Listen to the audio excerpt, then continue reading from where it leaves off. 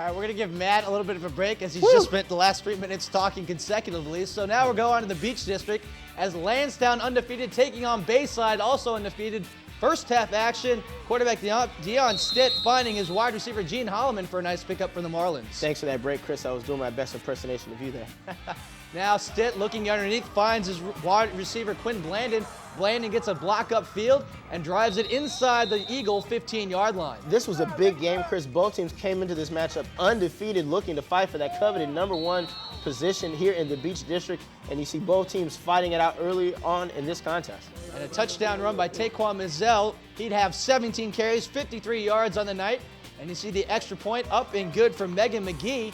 And the Marlins with their early 7-0 lead in the first half. You know, Chris, this was a game, it was pretty ugly if you were in the stands watching. It was good old-fashioned football. And you see the unfortunate ankle injury suffered a week ago by Larry Joshua still plaguing him in this game. Normally that explosive running ability not there as he's brought down behind the line of scrimmage. Sack there now on offense are the Marlins as the reverse goes to Anthony Cooper. Cooper's name would be mentioned quite a few times on this night as he picks up enough yardage there for a first down.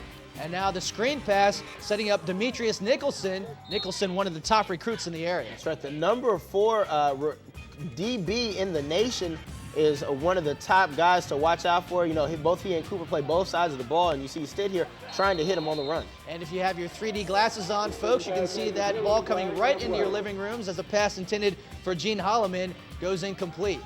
Broadnax here on the carry for Landstown, not finding much room to work with here as a new quarterback is also in for Landstown. Kelvin Harris replacing the injured Larry Joshua, and he would find Anthony Cooper on the interception, and this is going to be taken all the way to the house as Cooper with the pick six, and the Marlins tack to their lead, now leading by double digits over the Eagles. If we take another look at it here, throwing against his body is a first mistake, and mistake number 2, the ball went into the hands of the wrong player as Cooper is going to return that one all the way for the pick six, and here's the extra point.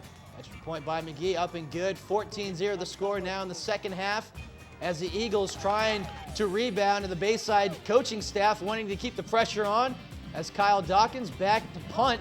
And it's going to be Anthony Cooper who's going to cut in front of Nicholson, make the catch, get some blocking, a couple of moves, and he will score.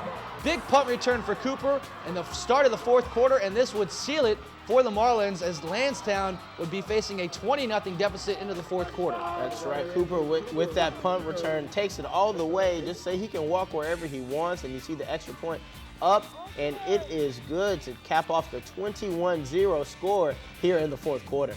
And Landstown, obviously, with the loss of Larry Joshua, unable to amount much offense on the night, gets shut out at home by the Marlins 21-0. Anthony Cooper, 2 touchdowns on the evening. Jordan Broadnax, 23 carries and 66 yards as Landstown suffers their first defeat of the season. Now we move on to the Beach District. Ocean Lakes, and a tight one with Kempsville, pulls it out with a 35-26 victory as quarterback Levante Thorogood looked on to see his backup quarterback Tamarick Cruz throw for a touchdown. And Salem shuts out the Knights of Kellam 34-0.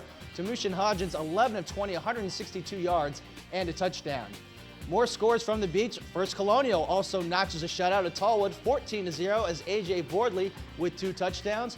And Green Run romps over Princess Anne 33-16, as Draquez Lambert rushes for over 150 yards. And one score from the Eastern District, as most of that district was participating with games in the Peninsula District.